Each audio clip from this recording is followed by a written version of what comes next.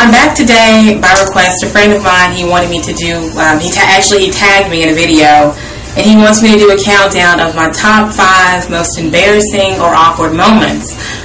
But, here's the thing about this, honestly, I kind of do embarrassing things quite a lot in my life, so I couldn't put together just 5. I had to put together 10 of them, and that's kind of pushing it right there. Really, there should be probably top 100 or something, but yeah, so I somehow managed to put together a top 10 list of just a few of the moments that stick out in my mind as being the most awkward or embarrassing moments. So let's go ahead and get this kicked off, the countdown or whatever. So anyhow, suddenly I'm British today, folks. Another embarrassing moment right there. You caught it live, or not live, but you know what I mean. Anywho, moving right along here.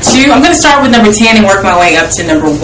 So my number 10 most embarrassing / awkward moment, obviously, like I just said, I have these moments pretty much every day. So I would say everyday life is my number 10 / most awkward moment.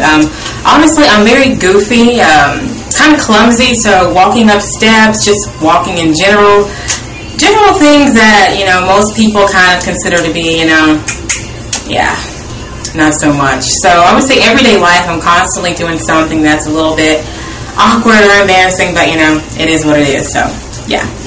Alright, number 9. Okay, number 9, if any of y'all watch Bridezilla's, the TV show on WeTV, obviously I was on there in July.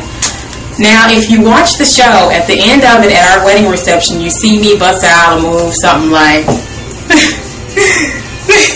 the robot. That's kind of my signature thing. It's really funny because I actually do have a background in dance. Growing up, I took pom, hip-hop, tap, whatever. I loved to dance, and I was actually, trained to dance well. But it just seems like whenever I get, a few drinks, a little bit of wine or something, and the music is just going, somehow the robot dance, like the Roger Rabbit, somehow, I don't know, y'all, somehow I just kind of relapsed back to the 80s or early 90s, and I just started going for it. So actually the robot, would that be the 70s? Whatever. Anywho, whenever I suddenly get a drink or two, a little bit of wine, whatever I'm drinking for the day, if I'm at a party and the mood hits me, suddenly the robot will come out. Like Martina, I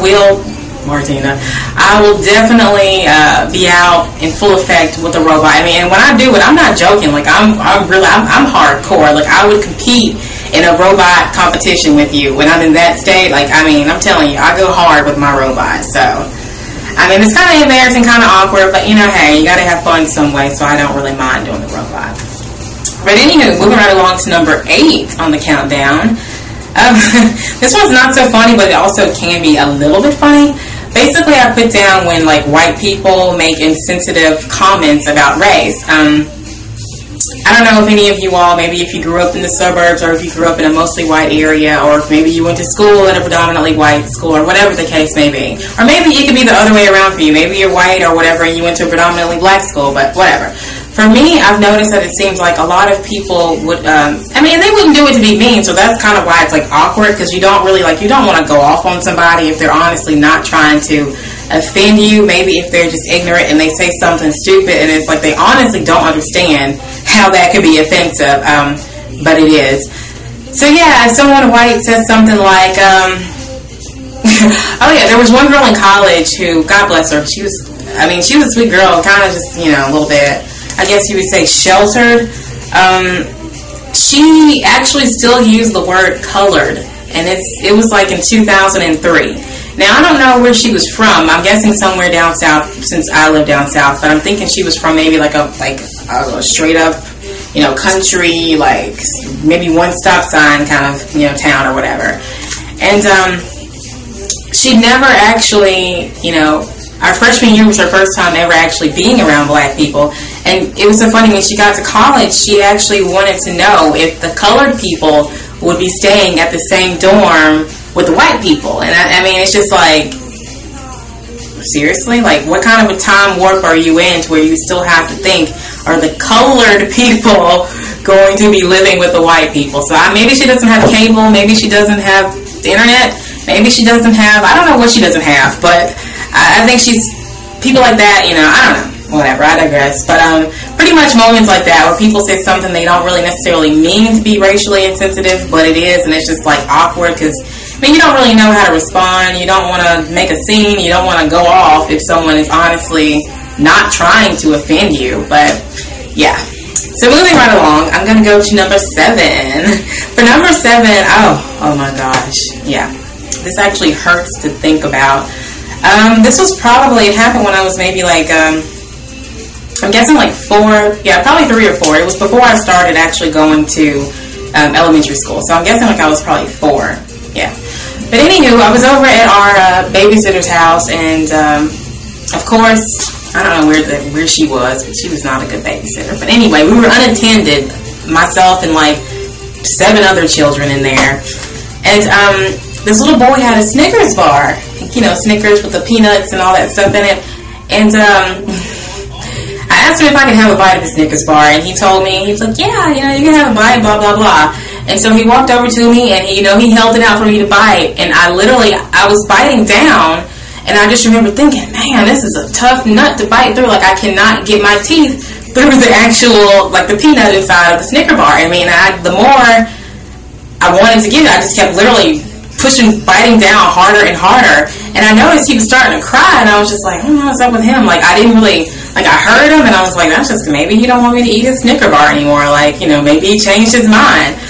So I kept biting harder and harder. I noticed he kept crying. He kept getting louder and louder with his screaming, crying thing or whatever. And so finally I realized, you know, I pulled back and I realized I wasn't actually trying to bite through a peanut. It was his finger. So his finger, I guess, was maybe like under it, and I just kind of bit down on it, and I was trying to pull it off, and that's why he was crying, y'all. I was biting his finger, but there wasn't any... Oh Lord, there wasn't any blood or anything like that, so I didn't actually do any damage. But honestly, I think maybe I broke a bone or something. I mean, because it was pretty bad. But I don't know. We never got a bill for it, so maybe he didn't break a finger. But I know it hurt because he was crying. I felt really embarrassed after that. I was just like, I felt bad for him.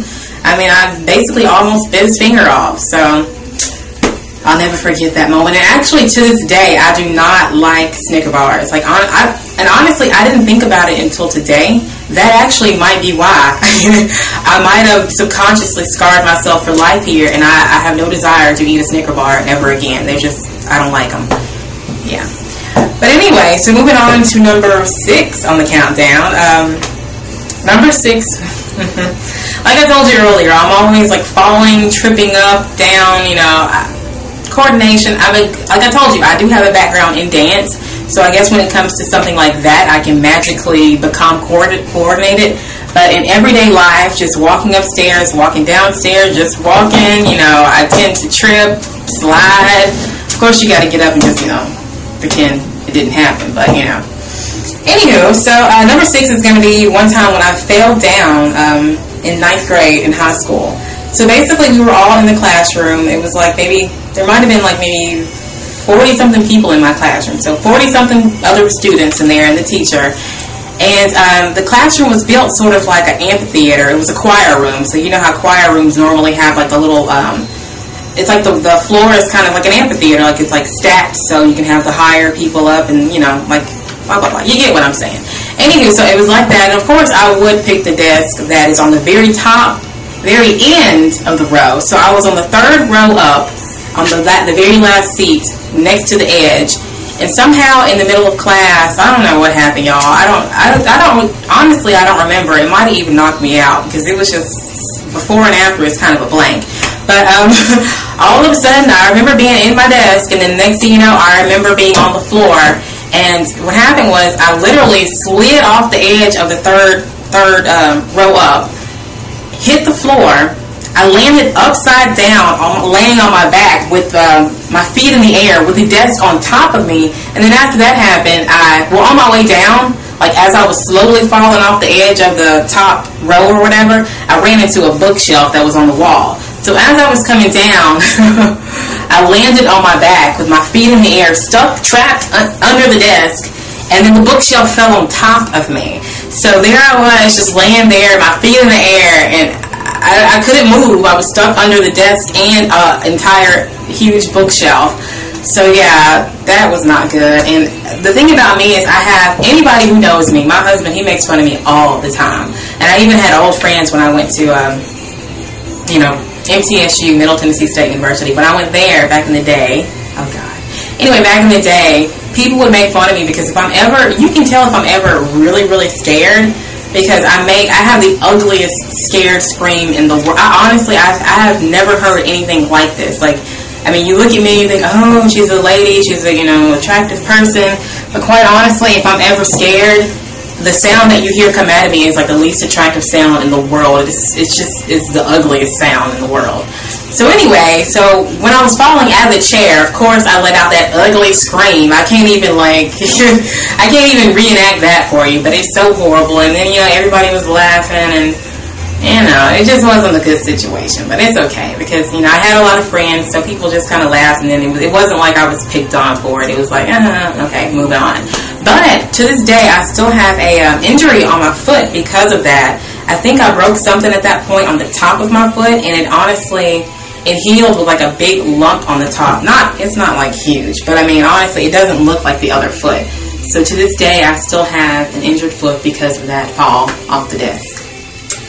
But yeah, so moving on to number 5 on the countdown. Number 5 was when I tried to act my way through my driver's ed road test.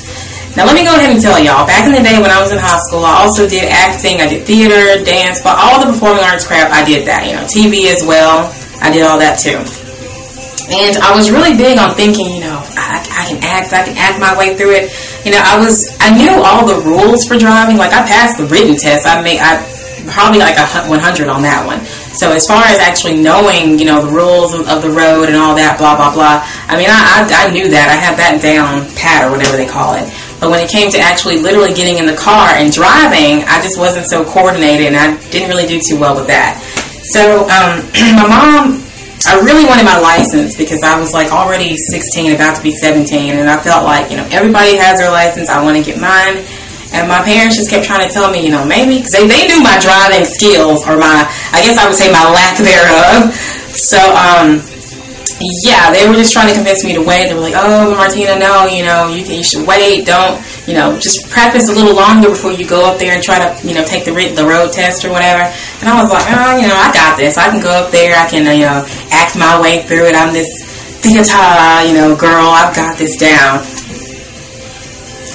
So I went up there, y'all. I went up there really thinking I was going to be able to literally act my way through my driver's exam and literally, pretend I knew how to drive a car. And it was really cool, got in the car. The lady, she let me drive off the parking lot. And then, about 2 minutes into my exam, all of a sudden she goes, pull over. And I'm thinking, oh, I must be like, I didn't think I was doing bad. Honestly, to this day, I still don't know. I don't think it was as bad as what she was making it out to be. But she was like, oh, can you pull over? And I'm just like, okay. I'm thinking maybe she needs to make a phone call, Maybe she needs to do something. I'll check the air in the tire. I don't know. But I pulled over, and she's like, I'm going to take it from here. And so she literally kicked me out of the driver's seat, and she took over. And my mom, it's so funny, I'll never forget, she tells me that she saw the car coming back into the DMV parking lot. She's like, oh, Martina's doing good. Look at her, bragging to the other parents who were out there waiting for their kids to come back from their road test. So my mom's like bragging, like, oh, look at her, she's doing good. Look at her pulling into the parking lot all, smooth and everything. And literally, the closer we got, like in the parking lot, then she noticed that I wasn't the one driving. And it was just like, oh, so you already know. She already knew I failed at that point once she realized, I wasn't behind the wheel anymore. So yeah.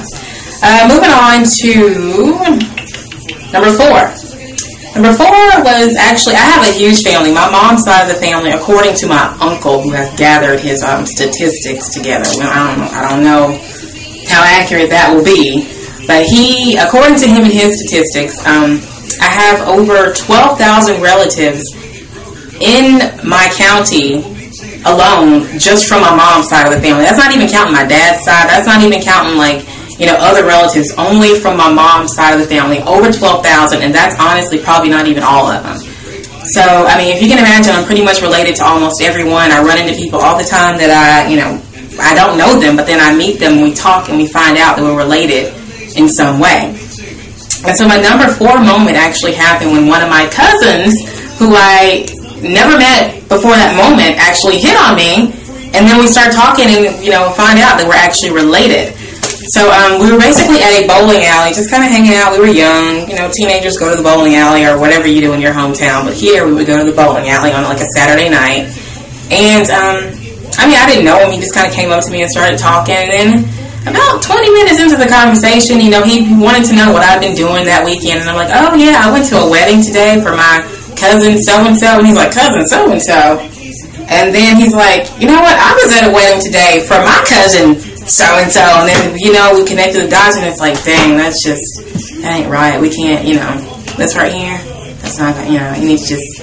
So, yeah, we pretty much at that point established, since we are relatives, that's just not right. So, I don't even know where he is these days, but pretty much ended the conversation as far as trying to hit on me. That ended right there because, since we're related, that's not good.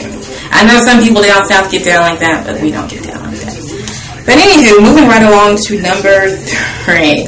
My number 3 moment was actually when I worked at the mall, this was back in, I want to say 2003 or something like that. It was a while ago. And I worked up there, and I would do interviews on people, basically like marketing research. I'd stop people and say, hey, how are you doing today? Would you like to do a survey on blah, blah, blah, blah, blah, blah, blah. And so one day I stopped a girl, and she agreed to do it, and that was pretty cool because we had a quota, so I had to get my quota of people. And in the middle, I think it was like the end. No, it was like we were getting ready to wrap up the interview. And right before we got ready to wrap it up, she's like, yeah, so, she said something like, yeah, so, before I go, you gonna drop off them digits? And I was like, honestly, I was speechless. I didn't know what to say. I'm just like, I never had a girl just straight up hit on me like a dude before. It kind of freaked me out just because, one, her approach, it was just so blunt. It came out of nowhere, y'all. We were talking about literally a study that I was doing, and I was asking her, so how many times a day, how many hours do you spend watching TV? Something like that. And then it was just the way she did it. And then she had this kind of look in her eye, it was I wish I had that bunch of wow wow music, but yeah, it was real, I felt real dirty about it. She was just undressing me with her eyes and fondling me or something. It just didn't seem right. So basically, I wasn't rude to her because, I'm never really rude to anyone, especially if it's on the job. You want to maintain your professionalism. So I was just after I kind of realized, it took me a second to click with what was going on. So after I kind of sat there with my mouth open for a little bit, and I was like, okay. Oh. And then I told her, I'm sorry. I don't. That's not my style. I'm straight, so that's not my style. I don't do that. And she was cool. She didn't try to force me, but she did. It was kind of awkward after because she was just looking kind of sad about it. But yeah. Moving on to number 2. My number 2 most embarrassing moment again involves me injuring myself in some way because why not? When I was young, I was a Girl Scout, and of course we went camping. There was some I think it's called Cumberland Caverns. It's like a cave, and people can come there, and it's really nice on the inside. They actually have an actual, kind of like a hotel, but then we didn't stay in the hotel. Since you're a Girl Scout, you have to rough it. So we literally actually stayed in the cavern or in the cave. Bats were flying around, y'all. They had string lights. Of course, there wasn't really any real electricity back then in the cave. I think they've upgraded it now, but anywho. At that point, the bathroom they had, it was just pretty much not a porta potty, but essentially that's what it was. You had to go off to a dark part of the cave, and they didn't really have any lights over there. It was really creepy, and definitely you didn't want to go alone. So I took my buddy with me. And after I got done, using the restroom or whatever, or if you could even call it that, I came out, and all of a sudden, all the lights went off. And you talk about being in a cave, and you're a little girl. I was probably maybe 10 or 11 in a cave, literally pitch black. I can't even see my hands. I can't see anything around me. Because all the the little string lights, they all just went out at the same time. And so everybody just starts like running. Everyone that was over at the bathroom, like waiting in line, we all just start running. We don't know where we're running to in the pitch black, but just running, I guess, towards back to where the other girls were at, kind of camping out. And literally, because I couldn't see, you know, you can't get your foot down or whatever when you can't see ahead of you. So literally, all I remember is my friend leaving me, and then I'm trying to catch up to her, and I'm like crying and screaming, and then I tripped and I did like a triple roll through the dirt. And I mean, the lights came back on like a few seconds later, but I was so pissed off, y'all. I was just like, first off, like, she was my bathroom buddy, and she left me and started running, so I'm trying to catch up to her, like, look, we're in this together. Like, if anyone's going to be stuck in a dark cave, I'm going to need for you to be stuck with me, not, you know, I don't need to see your back. I need you to be with me. We need to be running together, not you leaving me, and then I get, you know, just left to be eaten by a strange animal in the cave. So, anywho, I was so mad at her, and I was mad, even more upset that I tripped in the dirt and did like a triple tuck roll. It was just really embarrassing. That was really embarrassing. Not right. But anywho, I did forgive that girl, because, you know, I guess when it's time to fight for your life, you gotta do what you gotta do. So she left me, and I forgave her later on, but it took me a minute. I was really, really bitter about that one. But number one would be, well, this involves around Girl Scouts again. Growing up, as you know, I was a Girl Scout. My older sister Candace was a Girl Scout as well. And she was like four years older than I am. And she went camping with all her big Girl Scout friends. So at that point, I was too young to go camping. But I went with my parents to go and pick her up from her camping trip. So we had to drive maybe like 2 hours, maybe a little more, to go and meet her like in the middle of nowhere and pick her up from Camp Kiwani, which, if you're familiar with Camp Kiwani, that's where all the Girl Scouts go camping at. So anywho, on the way back, apparently I got a terrible case of car sickness. And of course, Candace, my sister, had all her friends in the car. There were like 6 of them. They were the cool teenagers. You know, I'm trying to be cool, listening to my New Kids on the Block, compact player and all that. Like, oh, you know, I can hang with the cool kids. But so I got car sick on the way home, and I had to vomit. And my mom and dad, they pulled over to the side of the road, and literally, like, I was about to burst. And so I just, like, I had enough time to open the door to the van, slide it open, and just literally lean over and just start going. And, you know, sometimes when you can't really control your stomach and your muscles and all that stuff. And so I was throwing up, and then all of a sudden, I kind of, how should I put this? I kind of let out some air from the other region. I let one rip, fart, whatever you want to call it. I was so mortified, y'all. Because honestly, anyone who knows me, I don't even burp. I don't like to burp in front of other people. I just like to kind of keep it ladylike at all times. So for me, when that happened, they laughed at me, y'all. They laughed like, you know, they were cracking up like a car full of teenagers, like tripping off the fact that I was not only throwing up and in pain over here, but that I let one rip in the process. I mean, I'm sorry that, you know, when you're violently ill, you can't control all aspects of your body. But anywho, that was really embarrassing. And on the way home, they did poke fun at me. My parents had to kind of put them in their place and be like, don't laugh at her. You know, she's sick and she's little and she can't help it. But yeah. So that's my number one moment. So I hope that you all enjoyed this countdown. I know it's a little bit long, but of course, instead of doing 5, I couldn't help myself. I did 10. So sorry, folks. But yeah, I hope you enjoyed it, and stay tuned for more videos. If you want to tag me, and maybe if you have like a top countdown things you want me to do, something cool, let me know. I'd be happy to do it.